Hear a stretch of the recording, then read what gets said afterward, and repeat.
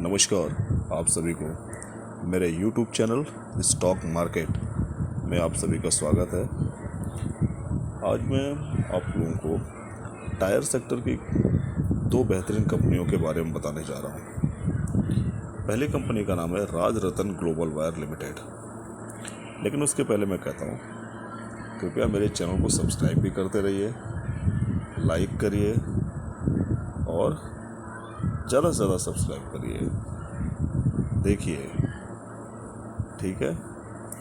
तो चलिए बात करते हैं राजरतन ग्लोबल वायर के बारे में। बेसिकली राजरतन ग्लोबल वायर जो कंपनी जो है, एक मोनोपोली सी है। इस कंपनी की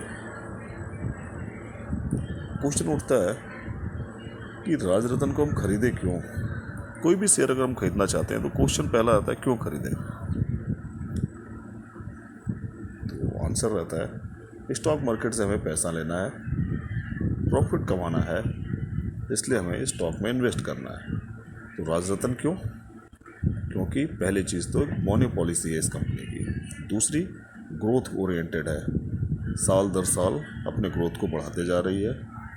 प्लस जिस सेक्टर में काम कर रही है, अपना एक छत्र सा राज बना के रखी है। काम क्या है? टायर में आप लोगों ने देखा होगा कि जो पतले तार लगे रहते हैं टायर के अंदर, वायर लगे रहते हैं, बीट वायर जिसे कहा जाता है, यही वो कंपनी बनाती है ना। Unique business. मोटर गाड़ियाँ, ऑटो सेक्टर बनती रहेंगी, बिकते रहेंगे, टायर सारी कंपनियां बनाती रहेंगी, लेकिन उसमें जो ये वायर लगता है ये तो राजरतन ही बना के देगा। इस कारण से इस कंपनी को मोनोपोली होने के नाते लेने लायक है। ग्रोथ भी अच्छी है, कोई दिक्कत नहीं है। 4,274 करोड़ की मार्केट वाली कंपनी है, छोटी कंपनी अभी। प्राइस देखा जाए तो 840 रुपये का है। 1410 का हाई लगा के आया है, 539 का लो भी था। ROC ROE 27 और 25.7 जो कि बहुत ही बेहतरीन है, अच्छा है। चार्ट की दृष्टि से अगर एक नज़र देखें तो देखिए, बड़ा सुंदर सा चार्ट हमें नज़र आता है। कंपनी देखिए किस तरीके से अपनी ग्रोथ को लेके जा रही है, बहुत बेहतरीन रिटर्न दिया है। बार बार आप लोग से मैं कहता हूँ कि जो ब्लैक कलर की लाइन है, ये कंपनी की 200 DMA है, और कंपनी देखिए अपने 200 DMA के कंटिन्यू ऊपर चलती रही है। ये फेज़ जो आया है, इस फेज़ में देखिए कंपनी अपने 200 DMA के नीचे आई और थोड़ा सा कंसोलिडेट की, उसके धीरे से अब ये अपने 200 DMA के ऊपर क्रॉस कर गई है। काफ़ी दिनों तक 800 के नीचे थी, अभी 800 को क्रॉस कर गई है। दैट मीन्स धीरे धीरे अभी कंपनी ऊपर की ओर जाना शुरू करती है। क्योंकि बड़े कम समय में एक बहुत अच्छा इसने मुनाफा दिया, काफ़ी ग्रोथ हुआ था, काफ़ी रेट बढ़ गए थे, थोड़ा सा रुकी है कंपनी, सुस्ताई है, फिर आगे की ओर बढ़ना शुरू की है। दैट मीन्स हमको ये चांस है कि यहाँ पर हम थोड़ा थोड़ा सा इन्वेस्ट करना शुरू कर दें, और ग्रोथ तो मिलना ही है क्योंकि बेस्ट कंपनी है। चलिए आगे हम की ओर हम देखते हैं। तो कंपनी का अगर सेल्स ग्रोथ देखा जाए, ईयरली सेल्स ग्रोथ हम देखते हैं, तो देखिए कंपनी का सेल्स ग्रोथ किस तरीके से है। 2019 में 493 का था, 2020 19-20 वाला कोरोना पीरियड था जो कि 480 करोड़ का हुआ, थोड़ा सा कम हुआ, गाड़ियों की सेल्स कम हो रही थी, इम्पैक्ट तो बढ़ना लाजमी था। 2021 में देखिए 547 का हो गया। मार्च 22 में देखिए कितना ज़बरदस्त जंप लगाया, 893। मार्च 23 में 895, ऑलमोस्ट लगभग बराबर ही था, लेकिन कम नहीं हुआ, फ्लैट ही सही, लेकिन है, ग्रोथ है, इंटैक्ट रखा है कंपनी ने। नेट प्रॉफिट की दृष्टि से देखा जाए तो देखिए किस तरीके से कंपनी ने अपना नेट प्रॉफिट बढ़ाया, 27 से 33 का, फिर 53 का, फिर 124, अभी 100, थोड़ा कम हुआ है। लेकिन इसका मतलब नहीं कंपनी ख़राब हो गई, उतार चढ़ाव आते रहते हैं कंपनियों में। बिजनेस देखना चाहिए, सेल्स ग्रोथ देखना चाहिए, सेल्स ग्रोथ कंटिन्यू अच्छा है कंपनी का। दैट मीन्स कंपनी हमें प्रॉफिट भी देगी। चलिए थोड़ा सा और कुछ आगे देखते हैं। तो हम देखते हैं कंपाउंड सेल्स ग्रोथ की दृष्टि से देखते हैं तो कंपनी ने 10 साल में 14% का दिया है और 5 साल में 21 का, पिछले 3 साल में 23% का। अच्छा, कंटिन्यू अपने सेल्स ग्रोथ को बढ़ाती जा रही है। प्रॉफिट ग्रोथ देखिए, 10 साल में 47 का, 5 साल में 45 का, 3 साल में 45 का, कंटिन्यू इंटैक्ट रखा हुआ है। CAGR बेहतरीन, 10 साल में 61, 5 साल में 74, 3 साल में 169, बेहतरीन CAGR। आगे हम देखते हैं कंपनी की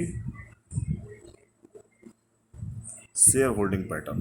शेयर होल्डिंग पैटर्न में देखिए, कंपनी का मार्च 22 में 65 का था, फिर 65, अब सितंबर में 65.01, थोड़ा सा इन्होंने अपनी बढ़ा ली हिस्सेदारी। FI देखिए, जो पहले 0 थे, धीरे धीरे 0.18, 0.53 एंड देन 0.62, धीरे धीरे ऐसे ही, लेकिन कंपनी में हिस्सेदारी अपनी बढ़ा रहे हैं FI। कुछ तो बात समझ में आ रही होगी, तभी तो कंपनी में FI अपनी होल्डिंग बढ़ाते जा रहे हैं। DI का देखा जाए 8.06, 8.04, 8.01, फिर बढ़ा लिया 8.15, फिर थोड़ा सा ट्रिम किया। DI थोड़ा सा प्रॉफिट बुकिंग थोड़ा आगे पीछे करते हुए ऑलमोस्ट इंटैक्ट रखे हुए हैं। आम पब्लिक की बात देखा जाए 26.93 से 26.23, ये भी ऑलमोस्ट बराबर ही है। कहने का मतलब क्या है, सारे लोग अपनी हिस्सेदारी को इंटैक्ट रखे हुए हैं, कोई भी कम बेसी करने को तैयार नहीं है। मौका मिल रहा तो बढ़ा रहे हैं, कम करने को कोई तैयार नहीं है। कंपनी की विश्वसनीयता को दर्शाता है, इसलिए कंपनी में इन्वेस्ट किया जा सकता है। और दूसरी कंपनी जिसका नाम है Balkrishna industry limited. Balkrishna industry को हम BKT के नाम से भी जानते हैं। BKT या बालकृष्ण इंडस्ट्री जो हैवी टायर बनाने के काम में अपने आप को इंगेज रखे हुए है। इन जनरली नॉर्मल टायर कंपनियां जो रहती हैं, बाइक के, कार है, बस है, बट BKT जो है हैवी जो मशीनें होती हैं, टेलर वगैरह जो कि माइंस वगैरह में चलती हैं, उस तरीके के टायर बनाने में काम आती है। यूनिक टाइप का बिजनेस है, एक अलग टाइप का, जहाँ पे इनका कंपटीशन बहुत ही कम है और एक मोनोपॉलिसी बना रखी है कंपनी ने अपनी। बेस्ट कंपनी है। और चलिए हम ज़रा इनका चार्ट की ओर देखते हैं। तो चार्ट की ओर देखने पे हमको मिलता है कि कंपनी जो है एक बहुत अच्छा ग्रोथ हमें दिखाई देती है कंपनी की। देखिए किस तरीके से ग्रोथ की, और यहाँ पे देखिए कि कंसोलिडेशन फेज था। ये कंसोलिडेशन जो फेज था, यहाँ पे देखिए कंपनी काफ़ी दिनों से 2000 के आसपास अपना टाइम गुजार रही थी और धीरे धीरे कंपनी अब इस फेज़ को पार करती हुई नज़र आ रही है। दैट मीन्स ये हमारे लिए अपॉर्चुनिटी है और टाइम है कि इस फेज़ पे हम एंटर करें और अपनी ग्रोथ को सस्टेन करें और प्रॉफिटेबिलिटी को बढ़ाएं। चलिए आगे देखते हैं।